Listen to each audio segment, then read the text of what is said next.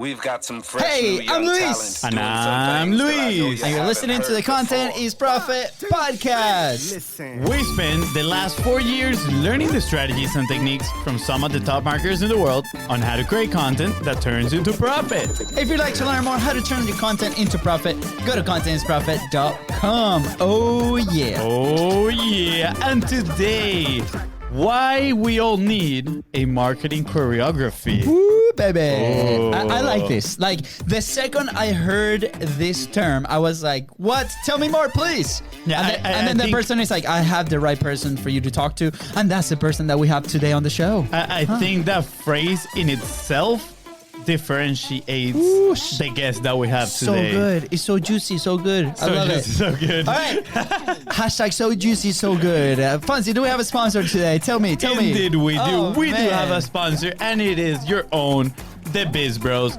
with content momentum. And you might be right, asking guys. yourself, what is content momentum? Well, if you produce long-form content just like this one that you're listening to or watching, and you want to turn it into value-packed, bite-sized assets, so then you can send them all over social media, amplify your message so you can Ooh, get baby. new clients. Oh, so well, good. we want to help you out. Slide on the DMs at BizBrosCo on Instagram, on Facebook. Let's make this happen. Hashtag so juicy. So good. That's a new one. Hashtag table face. Hashtag so juicy, so good. Ooh, like it, I and like it. amplify. What a cool word. It is, Okay. it is. Sweet. All right. So, go ahead and subscribe. Smash that subscribe button so you know when those episodes are dropping on your phone every Tuesday, Thursdays, and Saturdays. Please come hang out with us and follow us on social media at BizBrosCo. That's right. And if you find this episode impactful, which I am sure you will, because today's guest, she is absolutely amazing. Please don't forget to share this podcast. You never know whose life you're going to change. That's right. And, That's right. And leave a 5-star review. Thank you. And we're back another week, another incredible guest. And today's guest is one of the masterminds behind Magic for Life.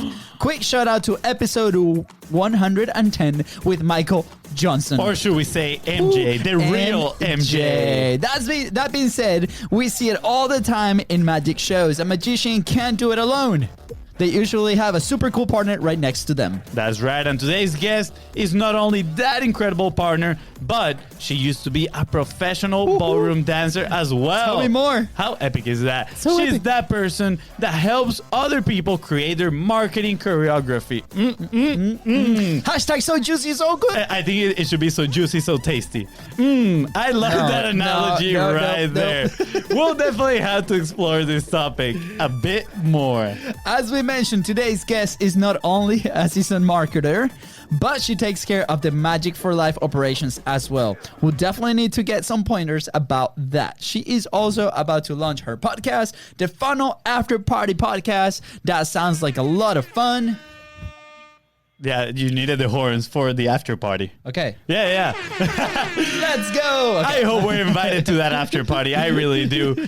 Please welcome ex-professional ballroom dancer, host of the Funnel After Party podcast, and the secret behind the magic, Lexi Ruffell.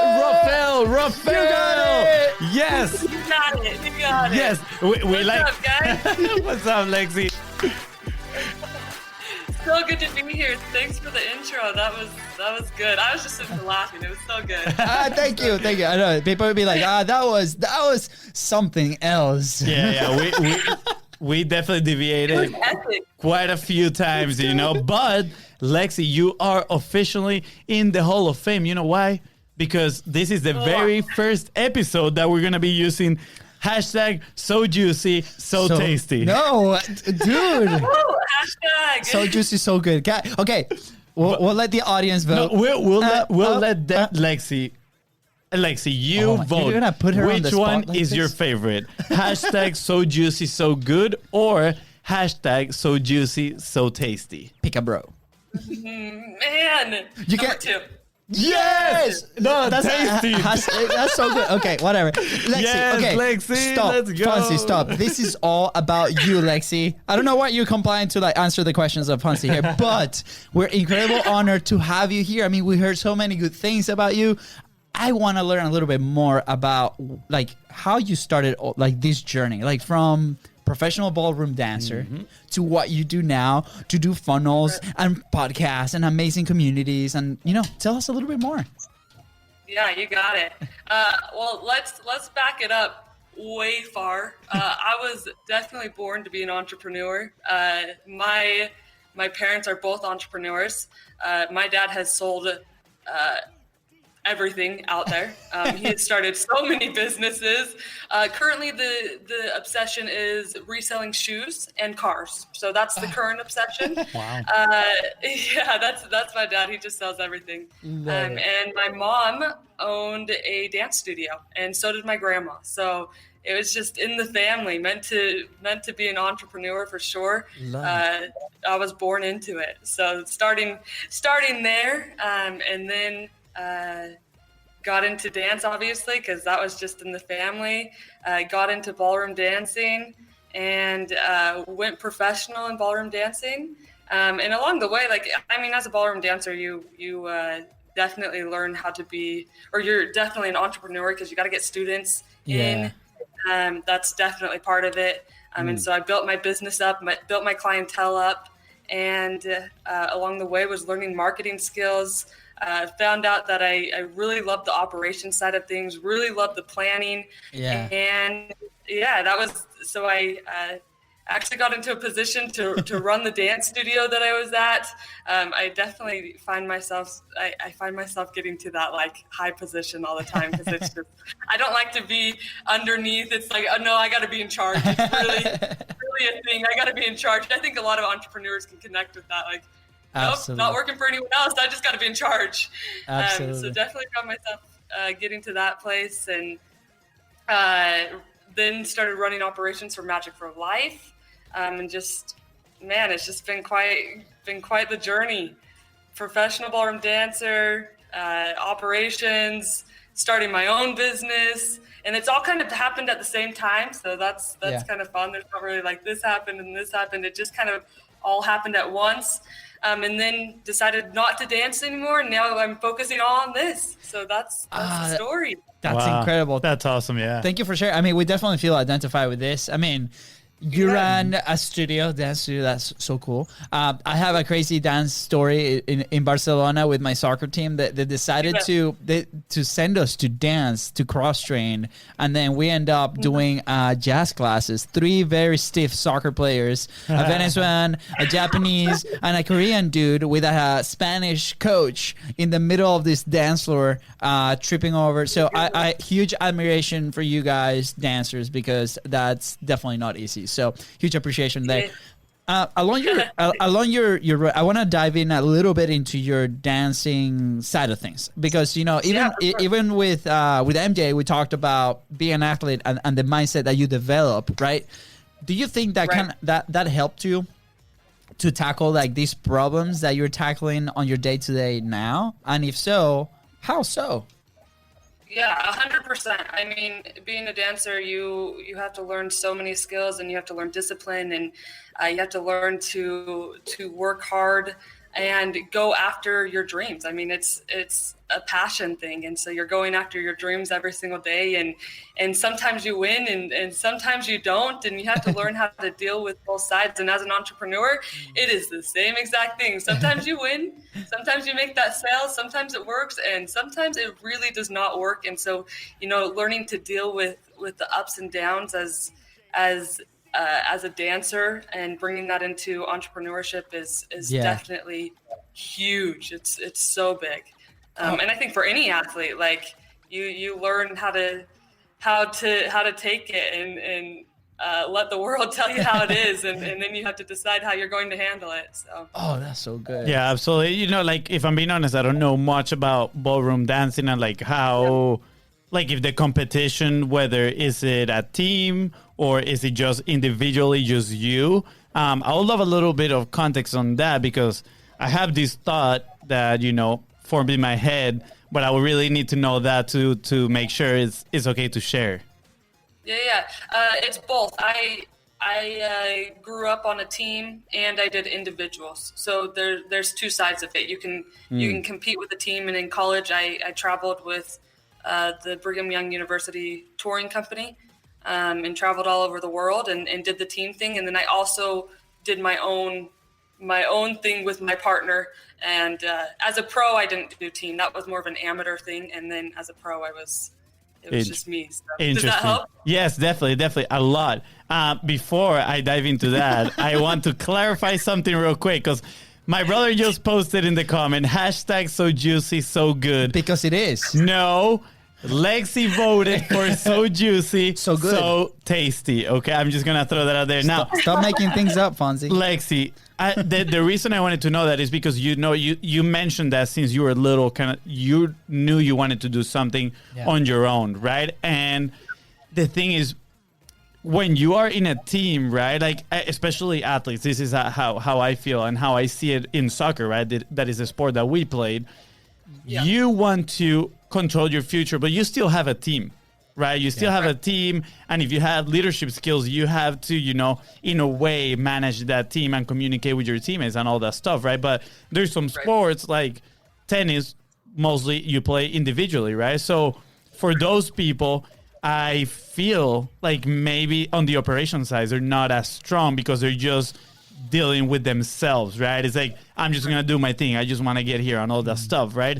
But I see now in a way, and maybe I'm wrong, but you coming from also doing the team, dancing with a team, right? And dancing with yourself, kind of like how the operations like manages in between there, right? And maybe I'm looking like way too deep into it, but I'm curious to know, right? Do you think that played a role in developing that operational skill of yours on like managing others, some of your leadership skills maybe?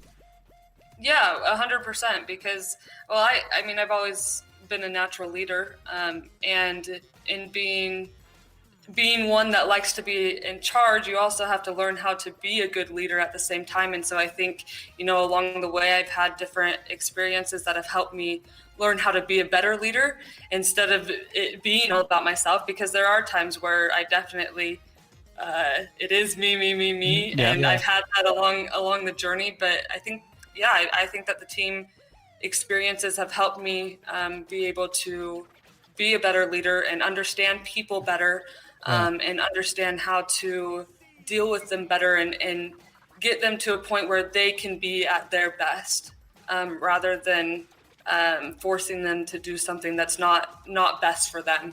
So I definitely think that plays a role. Yeah. So I love all this conversation. I mean, I think we could just do like an we should do like a season that we just bring people that were athletes and it's we just talk about that topic. That would be pretty interesting. So like I remember like along my soccer career, if you want to call it that, I remember some challenges along the way. And, one of them personally was we qualified for NCAA Division I conference finals and in our own thing. And when the semifinal and the final games came in, we had to play like three games in 4 days. It was like something stupid like that, like physically like almost impossible, right? But at the same time, this is something that you want to play. Like those are the games that you really want to do, right? So for the finals, I was benched because we played a few games. The body was not there, right? Like that was a very hard challenge for me internally, mentally, to accept that. And but the team obviously comes first. And then we ended up losing the final, which, is a whole different story. Coach, it was because I wasn't there. No, I'm kidding.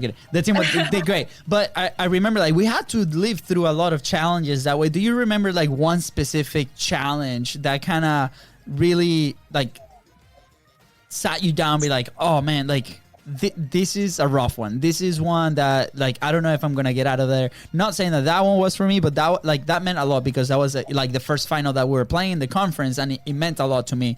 And it kind of demotivated me to tackle anything after that, right? I had to do some work mentally to do that.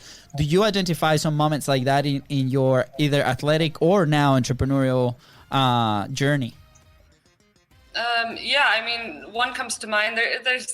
There's a lot that are definitely there, and I think we all have a lot that have influenced us. But one that comes to mind is I was going after a championship for about 3 years with my partner in high school, and we had some success, but the one that we were really going after, we didn't make it. We were shooting for making the final. In ballroom, it works in like there's quarterfinals, and then there's semifinals, and then there's finals. And so the finals, that's when 7 couples or 6 couples are on the floor together, and it drops from like 40 something to that, or even higher sometimes. Yeah. And so our goal was to make that final, and we had been working towards that for 3 years, and we missed. And so I just remember, you look for your number. It's based on the guy's number. Yeah. And so you look for your number, and you just wait for that number to come up, and looking up at the screen, and it didn't come up. And it was the thing that I had envisioned for years, like that my number was going to come up, and I was going to go out there, and I was going to dance, and then I didn't. And so I just remember like being in the hallway crying with my coach and with my partner, and it was devastating. And after that, it was hard. Like, man, like, how do I get back up after that? Because that was the goal. Like, that was it. I was a senior. He was leaving. Yeah. We weren't going to dance anymore. And that was the opportunity. And it was like, that's it. Right. And so then you go, okay, how do you pick yourself up after that? And it was definitely hard. And, but I wouldn't change it. Like, I'm so grateful for that experience, because it taught me so much of how to move forward, and the result isn't everything. And sometimes you got to go through that journey and learn to get to the point where I feel like I can handle situations better because of it, because of that journey. So. Yeah. Wow. Definitely. Thank you for sharing that story. What were some things that you did to overcome that, right? And the reason I ask is because, we work on our day-to-day, obviously ourselves publishing, through the podcast, but before it was through Facebook Lives. And sometimes we attach, the success, and I'm doing air quotes, of our content to the views or the engagement, right? And we publish this, and maybe we worked for a whole week to plan a video, and then we do that video and they put it onto the world, and then nobody sees it, right? And then that might feel like a defeat, right? Even though we truly believe that that's not a defeat, that's part of your journey, right? And we talked about this every single time. It's like, okay, repetition, doing in, put your reps in, and in content or entrepreneurship in general is like, do it as fast as you can so you can collect samples and adapt, right? So how do you do that? How do you overcome this? On our side with content, what we did was we implemented as fast as we could. We did 1 Facebook Live every single day. We got better at telling stories. Now we do 3 podcasts a week, right? Like, that was the game for us. How do you move from that experience, and what is the lesson that you now bring into the business that you help operate? Yeah, for sure. Well, I think personal development. I think working on your mindset and knowing that you are good enough no matter what. That's the key in anything. Knowing that you are good enough. And I know that's not like okay, you can do this and you can do this, and no, it's just working on yourself and understanding you and believing in yourself, because that was something that I realized after that experience that I really needed to tackle, and really understanding myself and going, okay, I'm good enough. And I think that's in any situation. It doesn't matter what it is. Like, when those hard times come up, you've got to go back and go, okay, I still believe I'm still good enough now. Okay, I got to move forward from that. And I think it's just, okay, get back up and keep going. Yeah. And I think that's really the key in it. And, obviously I run operations for Magic for Life, which is all personal development. And so it's so, so important to any journey. It doesn't matter what journey, whether you're an athlete or you're an entrepreneur, or you're a mom, or it really doesn't matter. It's all about believing in yourself and knowing that you're good enough. Yeah, I love it. That is so important, right? And that is, I feel like people have a very difficult time accepting that, right? Like, yes, I am important. And, I feel like in a way, and this is obviously nothing bad, but like, we are taught since we're little to be like, care for others, like we're taught so much about kind of like putting others before taking care of yourself, right? And something that's that I've understood throughout the journey is like, you cannot help others if you don't help yourself either, right? And being kind to yourself, I think it is part of the journey. And I'm loving everything that you're sharing right now, right? Because I relate it again so much to our soccer career, right? And there's so many principles in here, right? Like I'm sure the like incredible amount of hours that you put training to come to these competitions, then failing, right? Moving forward or succeeding, and how to deal with success. And now when I read your pretty much like your tagline, which I imagine it is with it, which is the marketing choreography, right? I'm sure a lot of these principles translate into that, right? And 100%. I'm curious, like I'm curious to know, how did that come to be, right? Like what is actually a marketing choreography? Because when I read it, I was like, wow, that is something really cool, because it feels like you work so hard to put it together, right? But it's, in my opinion, is never complete. Like it's like a never evolving thing that you're working on, which I would assume is something similar to dancing, even though like we don't know anything about choreography or dancing. We might have to have a class together one day. We might have to see Fonzie dancing some salsa and bachata over here and see what's up. But I'm curious, Lexi, what are some of those principles, right, that you translate from dancing to the marketing choreography?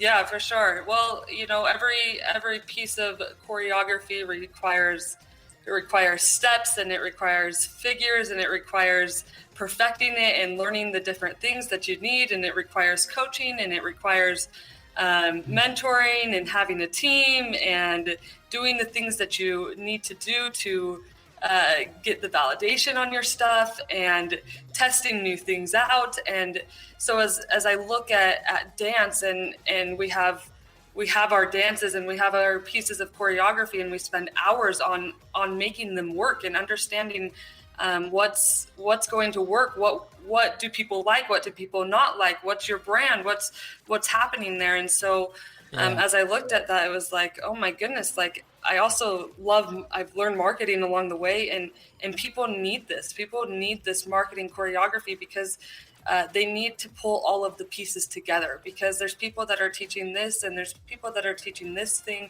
and there's people that are teaching this, like all different things. And we really got to pull them together into this masterpiece, into this piece of choreography that's just amazing, right? You've got to have, what resources do you have? You got to pull your resources together, and then you've got to have your launches, and you've got to have your campaigns, and you've got to have your value ladder, and then you've got to have your plan to make it happen. And what funnel are you going to use, and what are all the details that you need?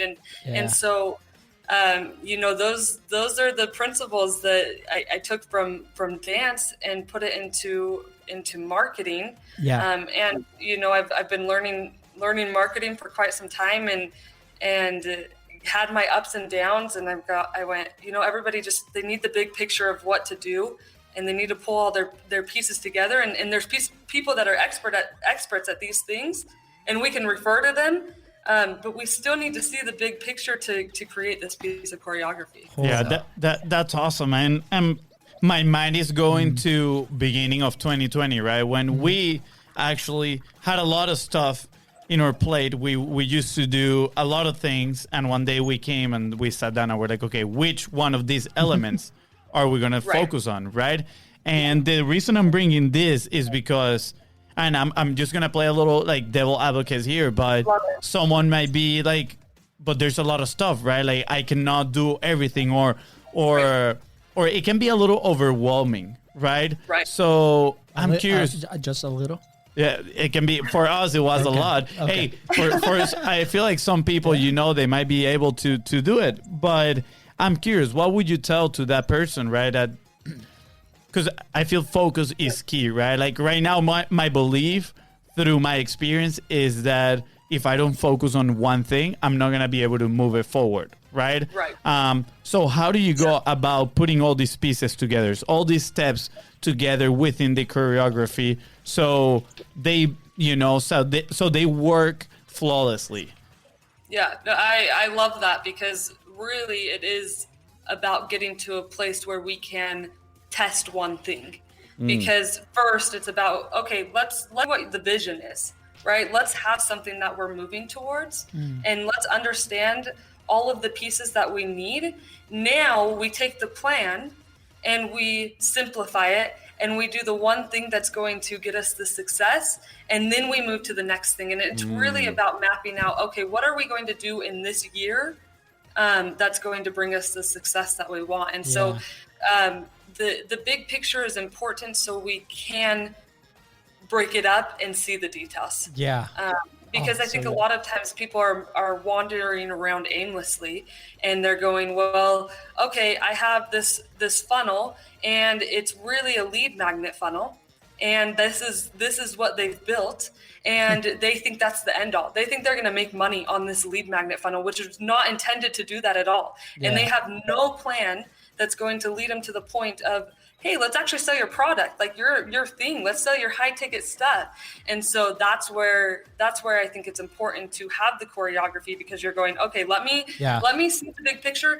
Now we break it up and we go, okay, we need to get some leads so we can do this. And we don't want to just leave the leads sitting there, because that's not cool either. Like, you could gather all the leads and then it's like, cool, I have all these leads, and then you don't do anything with them. And so that's what I say. That's awesome. I love it, and kind of like to rephrase here a little bit what you said as well. I feel that is, you're looking again, like you said, at the bigger picture, right? And then you're reverse engineering to see what is the next viable step that we need to take. And my mind goes to, we used to be thinking so far ahead all the time that we would overwhelm ourselves. Right. Like, big time. We're like, this is all the things that we need to do. Oh, we're so frustrated. This is so much. We won't be able to do it. And then you don't do anything. Exactly. Yeah. Then we wouldn't do anything. And you freeze, you're paralyzed. And right? I remember the day that we were actually listening to Steve Larsen, and he was telling us about kind of like a mountain, right? Like, imagine that you are about to climb a mountain, but there's immense fog everywhere. But you know how the top of the mountain look because you've seen pictures, you have an image of it, and you know you want to go there. But along the way, you cannot really see what's in there except for your next step. As you take one step, the fog clears a little bit and you can see the other next step. So I think that is a great picture for what you're saying, because we often have that vision, right? Entrepreneurs, we are all dreamers, right? So we have that image of where we want to go and we can see it clearly, but then we don't see the road and we just like end up fumbling down the mountain because we are just like trying to rush there instead of taking one step at a time. So I think that is perfect, right? And I'm curious, right?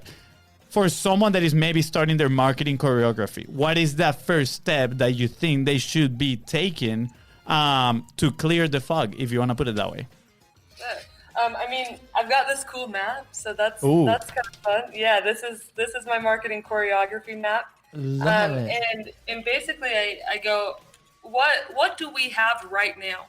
Right? What do we have right now that we can work with? And what's the vision that you have right now? And then let's take some action on that. Yeah. Right? Because I think it's like, okay, you could get caught up in that vision. You could totally get caught up and go, okay, vision. But then we got to bring it back and we got to go, here's the plan. Here's the game plan from that. So definitely first step is really just identifying what pieces are already there, because I think people also miss that side of it. They just jump in and they forget, oh my goodness, like I actually have this list of people, or, oh, I have this Facebook list. Oh, I've been running this podcast for 2 years, or like they have resources already that could be utilizing that maybe they're not utilizing yet. And so it's just really, really identifying what's there. And now let's move forward with that. What's not there? What pieces do we need to fill in? And then we go, okay, what's the best step moving forward based on those things? So. Dude, so good. It's because like hashtag so juicy, so tasty. Where were you 3 years ago, Lexi? Just saying. Now, do you get pushback? I'm just excited because of this thought. Okay, so here, do you get any pushback when you have these conversations, right? Like we have a similar conversation when it comes to content, right? People come to us and they're like, "Hey guys, I want to be everywhere, right? Like obviously the $30,000 team Gary Vee style kind of content, right? And then we're like, hey, okay, let's sit down. What do you have? How do you produce content? Well, I don't produce content. I'm like, oh, okay, that's great. That's a starting point, right? Like awesome.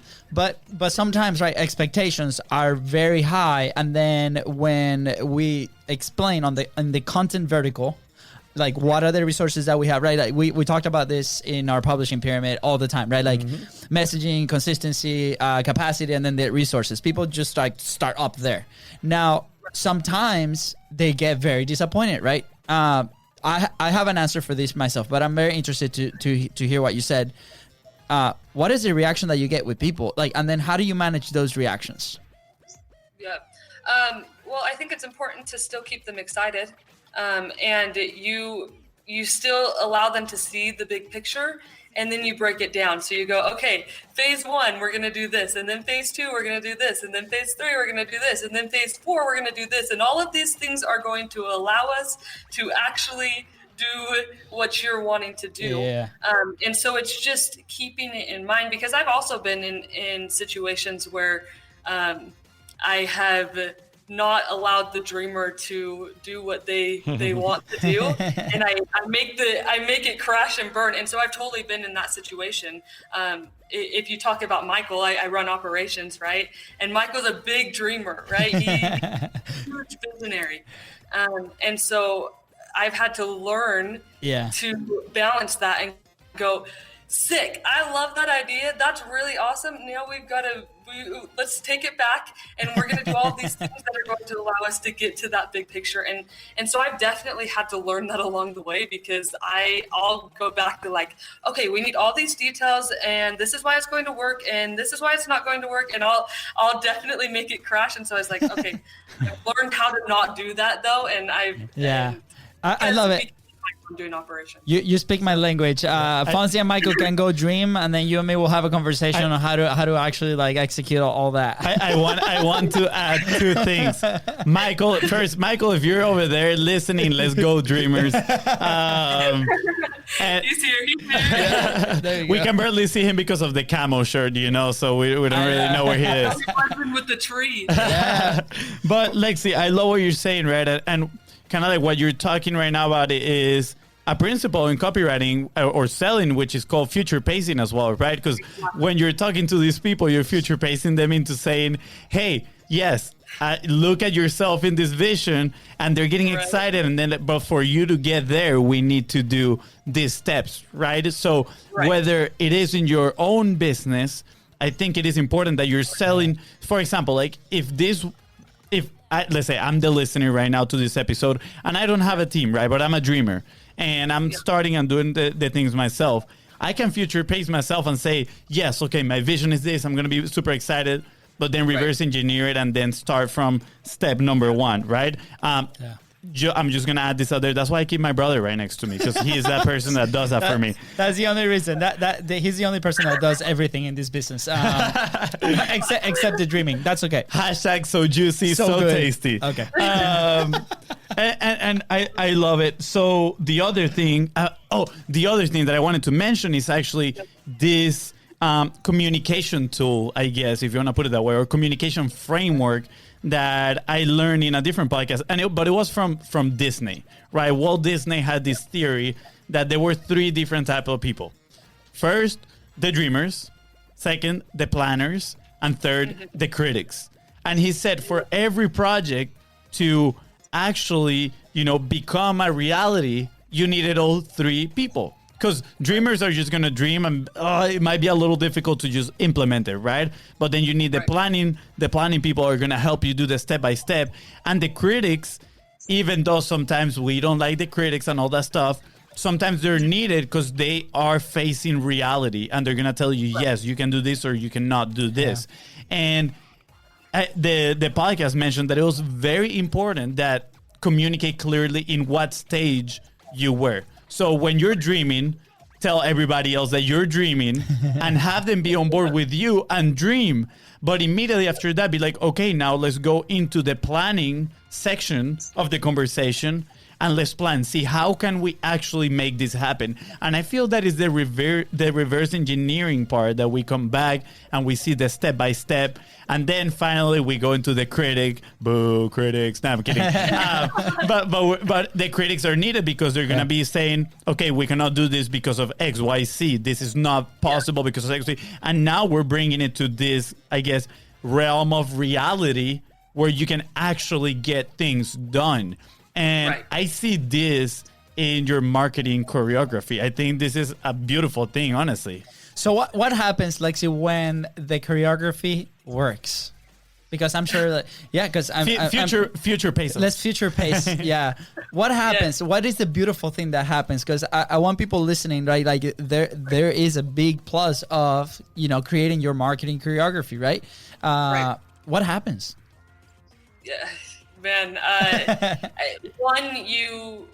Obviously it's different for everyone and what's happening, because the plan is going to be different for everyone. And the goal is going to be different.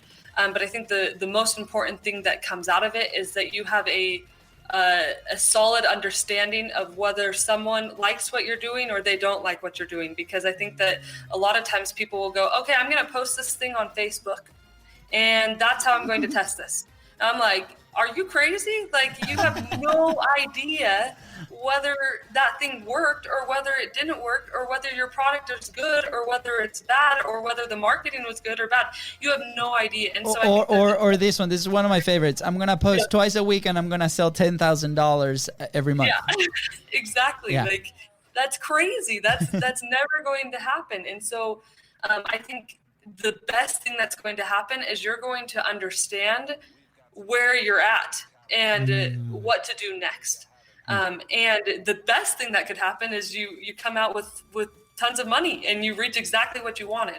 But at the very, very least, if all this did, right, if we take the perfect webinar script, right, if all this did, it's going to get somebody to the point where they really understand what's happening and what they should be doing next. And that's such a valuable thing to know, right? Like, I cannot explain how many times we felt lost, like in our business, right? Like, we're moving forward, and like Fonzie has shared in the last few episodes and events that we've been at. He's like Tom Bilyeu says, like, I'd rather be running 1,000 miles in one direction, right? In the wrong direction than just like staying still. I definitely butchered that quote, but yes, you did. But I got it. You got the idea. Okay, perfect.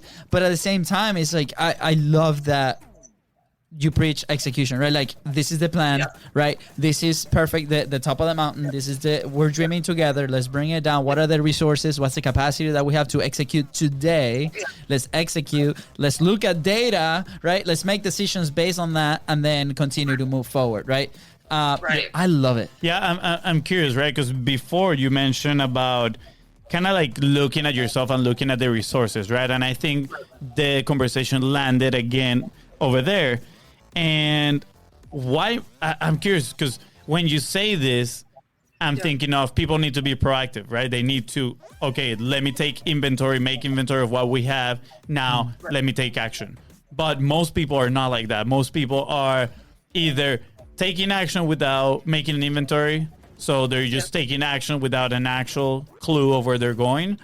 Or they are very reactive, right? Like, oh, I learned about a funnel. Let me make the lead magnet, or look at this other thing that is working for other person. Let me buy it, and then they'll do it for me. But guess what? It's not a done for you service. It's you learn it and you have to do it. A lot of people are like very reactive, and I'm curious why. Why do you think that people are that way? Well, one, I don't necessarily think that's a negative thing to be reactive. I think that it's actually a great skill to go, I see this, I'm going to go do it. I think that's a great skill. And so I guess for me, like, I don't necessarily see it as this negative thing. I think it's just about learning how to utilize that as an asset. And going, okay, this is how you are. Okay, great. Let's use that in how we're going to choreograph what you're doing. And so I guess rather than going, why do I think people are that way? I go, okay, they're that way. Now let's use it as an asset in what you're doing. And that's kind of how I love it. I love how you said choreograph it in a way. I love it. That's so good. Like, okay, this was massive light bulb moment for me, right? Because we so often, right, we start working with somebody, or call it a coworker, call it a friend, call it like personal relationship, right?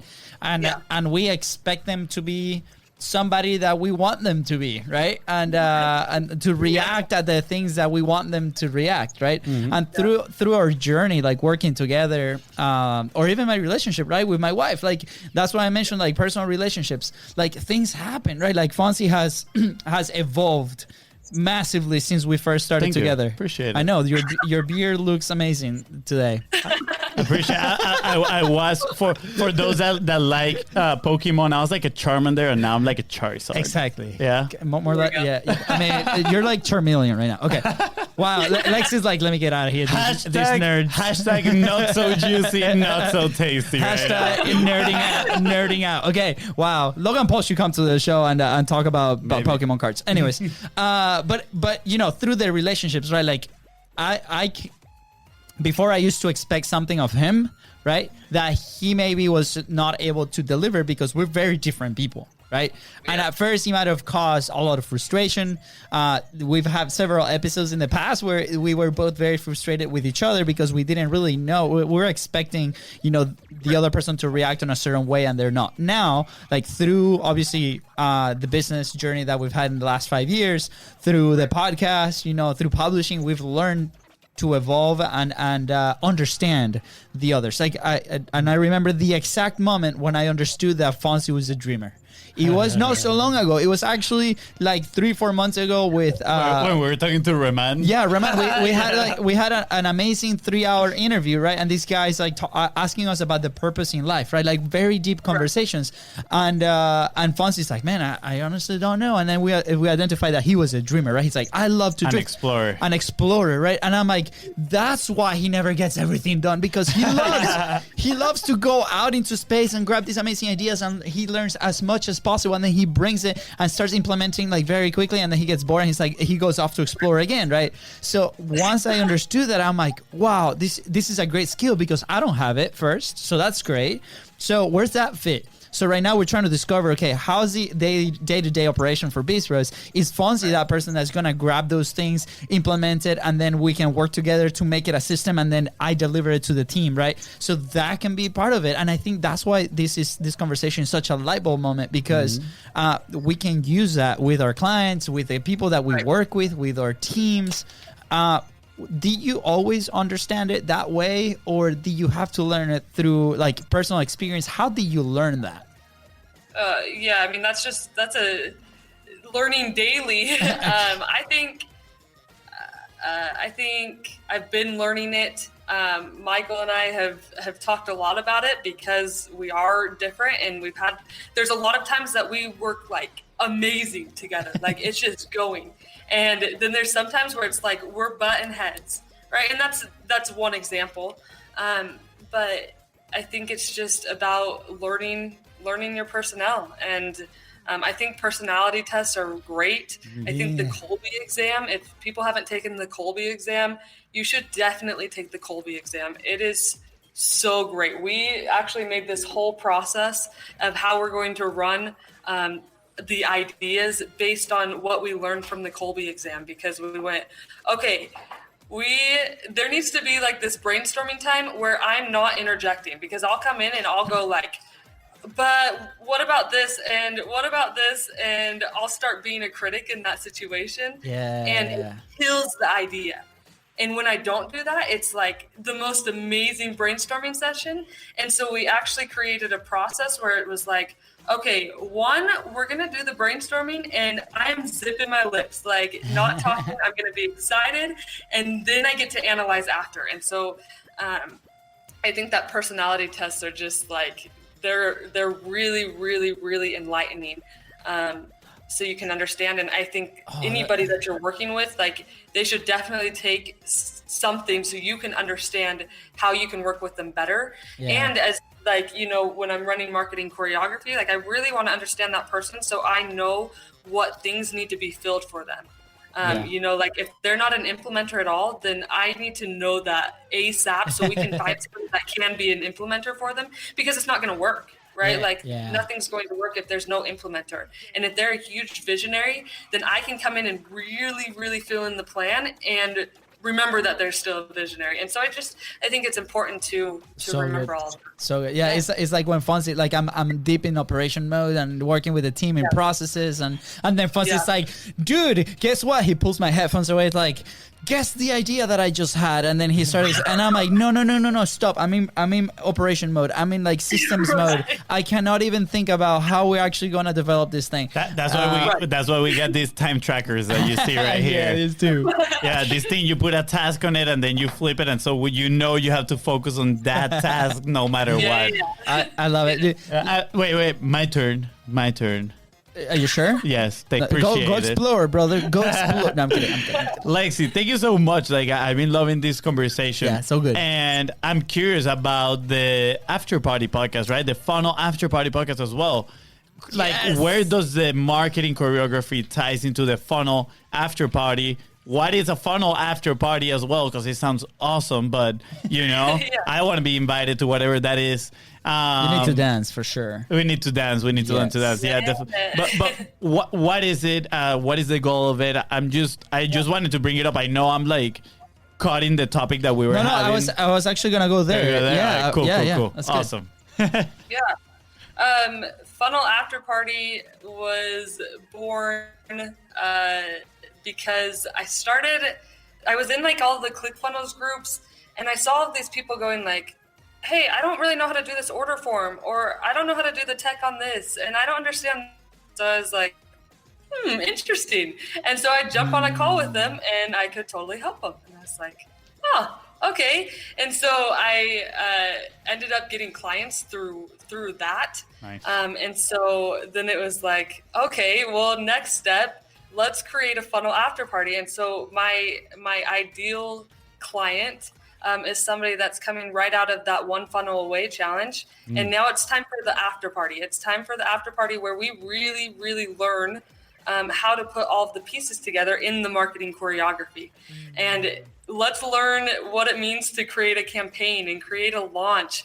And let's learn some of the tech, because some people coming out of one funnel away, like, it's an incredible base. Like, it's absolutely amazing, the skills that are there and what they're teaching you. But some people come out of it and they're super overwhelmed. And so I went, okay, it's time for the after party. It's time to party. Let's get this all sorted out. Let's get everything ready to go so you can have a successful business, and make sure that the tech is good, that you understand how to make the funnel go from page to page, and you understand how to attach the email to it, and you understand how to market it and put it into the marketing choreography. And so it's just kind of that in-between step, because I have my Facebook group, and then I'm also working on launching the podcast right now, that is just all living in that space and getting them to a place where they're ready for marketing choreography. Oh, that's awesome. Good. Yeah.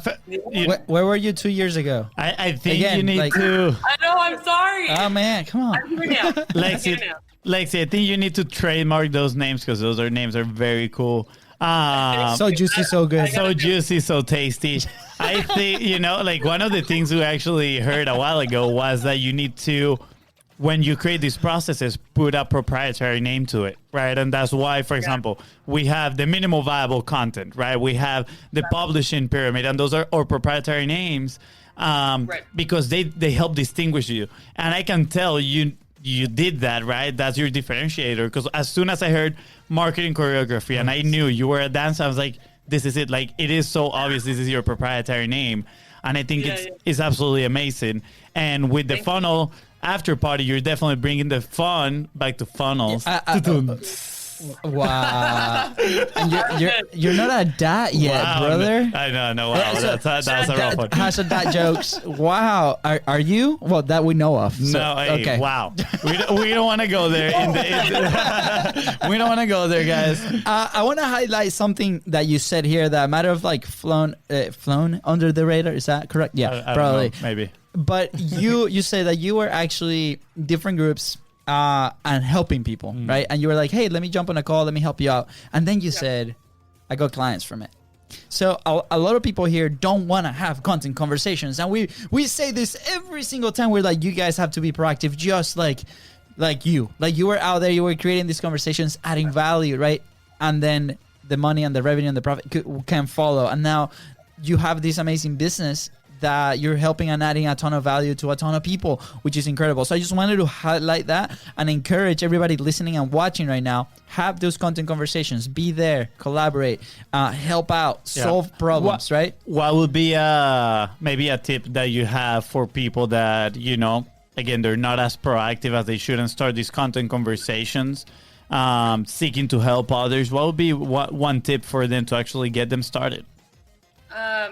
Well, let me start with 4 years ago. I would never in a million years have done that. Like that would not have happened. And I should have been doing it. I wish somebody would have told me to do that. Why wouldn't you have done it? Because it's scary. Like if we're being truthful, it is scary to reach out to somebody. And when you're thinking about it from the perspective of, what if they don't like it? Or what if they don't like me? Or, you know, if you're thinking from that perspective, then it's horrible, right? But if you start going, but I can help them. Okay, I'm going to add value to them. And if you can approach the conversation with that and you're going, I can help them. This is going to be good for them.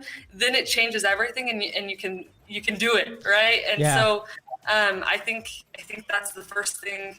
Like if somebody's going, how do I do this? Well, start just thinking about them and start thinking about the fact that, do you wish you would have had somebody that would have been helping you in that situation? Like if somebody reached out with that question, do you wish that somebody would have gotten on a call and helped you through that? And if you can think in that way, then it's easier. But if you don't and you think, well, what if they don't like me? Then there's no way you'll ever get on a call. Have you found anybody that you reached out and helped say, like, this is not working for me, like I don't even appreciate you doing this?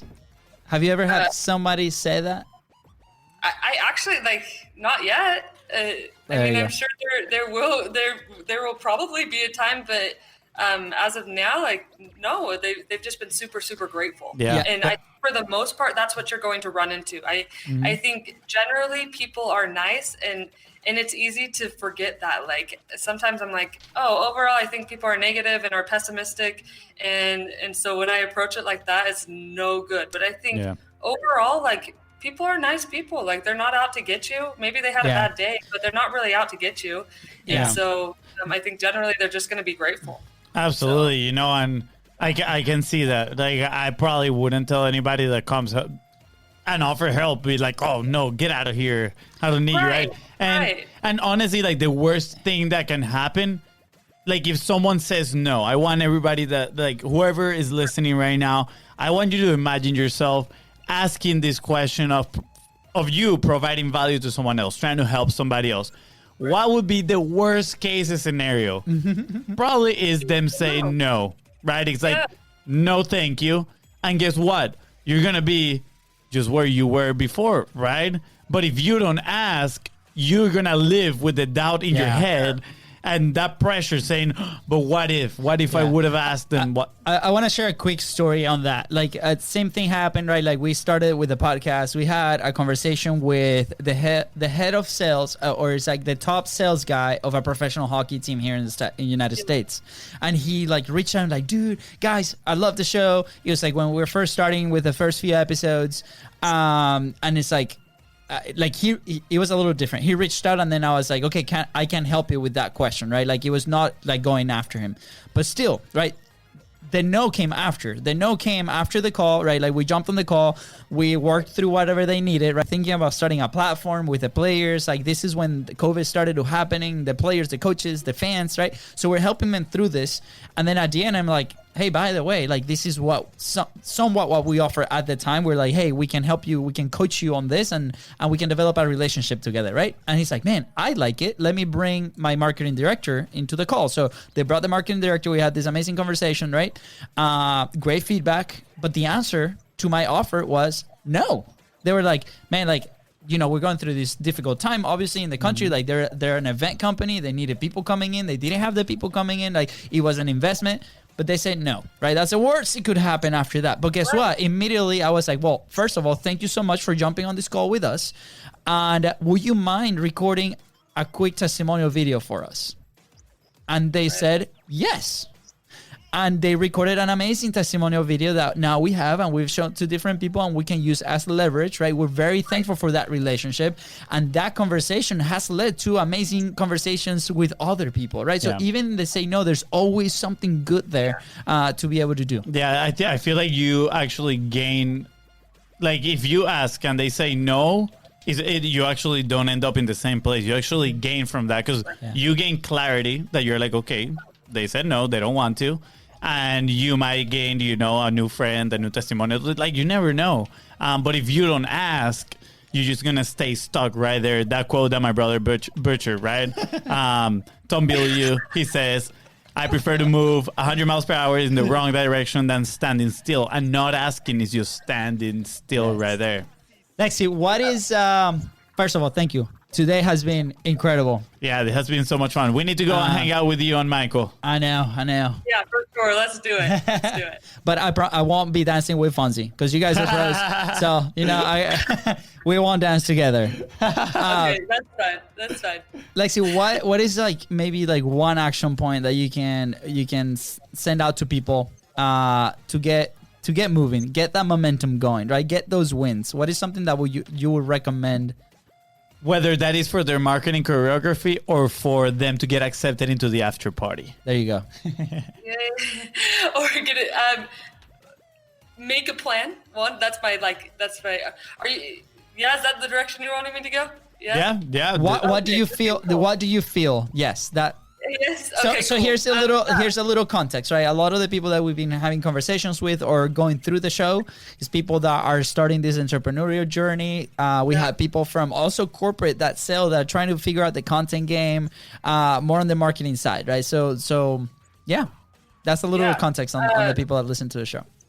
Yeah, make a plan for what you're doing and complete that plan. That is my biggest advice. When you don't make a plan, nothing can happen. And I know a lot of entrepreneurs are visionaries, and that's how it goes. So have the vision and then make a plan to make it happen.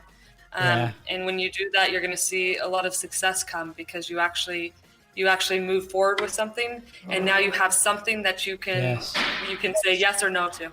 So. Absolutely. Thank you. I mean, love it. It can be, let's say if we talk content, right? Like for us, we always thought for 3 years, let's publish. There was no plan, right? The second we sat down and we're like, this is our plan, which at the time was one Facebook Live video a day for 10 minutes. Right. It wasn't 3 hours, right? That was the plan. Yeah. Things started to move forward and happening. So Thank you. Oh, so good. Golden Boulder. Hashtag so juicy, so good. Tasty. Wow. Stop saying it wrong, Fonzie. Okay. I gotta keep saying it until you accept. You guys need a poll. We're gonna have to do a vote. So, Lexi, I'm just gonna throw there. We already did a vote, and you voted for so juicy, so tasty. I win. I'm the only one that counts. Yeah, exactly. Lexi, where will you be? And I love the pause that you made right there. I was like, this is the question. Making it so intense. We're gonna pause. I know if you're listening right now. If you're listening, you have to go see the video. Sorry, Fonzie, you get everything wrong. So juicy, so juicy, so okay. Can I talk? Can I ask? Oh no, you want to ask the question? You ask. Yeah, you always ask it. Okay, you go. Intense pause, intense eye contact. Lexi, where would you be if you didn't publish? Nowhere. You gotta publish. It's so important, and something that I am getting better at every day. But you have to publish. You have to have something out there, or nobody can find you. It's not even possible.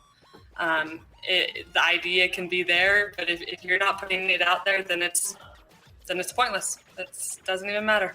Love it. So. Is it a part of the marketing choreography? To publish? Yes. Yes. Yeah, 100%. Yes. It is definitely a part of it. That's awesome. Thank you so much, Lexi. People, start doing your marketing choreography, contact Lexi. And that being said, Lexi, where can people find you? Where can they connect with you? Where are they going to be able to listen to the funnel after party?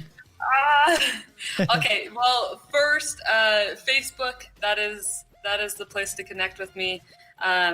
It's under Lexi Ruffell, so with an A. I know we've been going Lexi, but it's Lexi Ruffell. And go find the Funnel After Party group, and we can connect in there and get you going.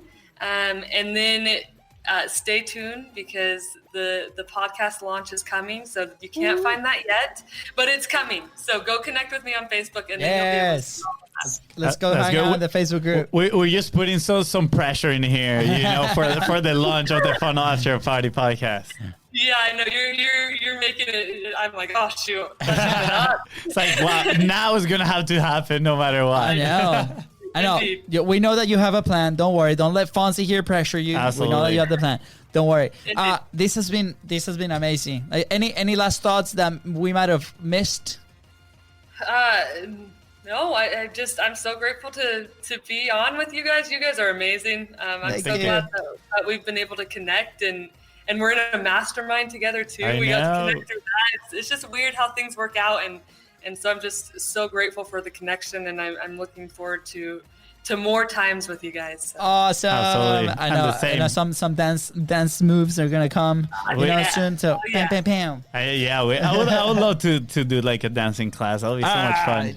Let's do it. We'll make it happen. Yes. Sweet. Awesome, guys. With that being said, thank you guys so much for tuning into the Content is Profit podcast. Go ahead and subscribe. Smash that subscribe button, and follow us on social media at Beast Bros Co.